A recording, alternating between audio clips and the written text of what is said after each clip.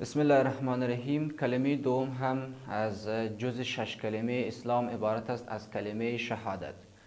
کلمه شهادت یک کلمه ای است که یک مسلمان به او به چند چیز شهادت میده که او عبارت است از بسم الله الرحمن الرحیم، اشهد ان لا اله الا الله وحده لا شریک له و اشهد ان محمدا عبده و رسوله.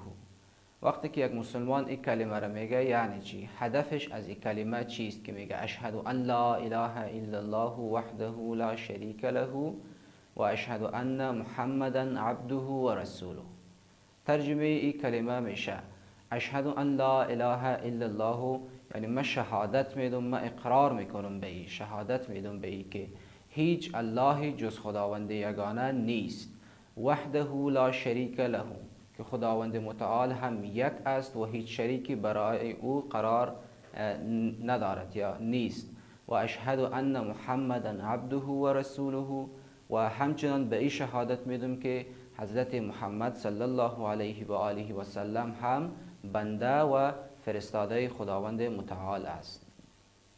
teachteam.online ستاسو د خوښ زده کړې ستاسو په خپل کور کې.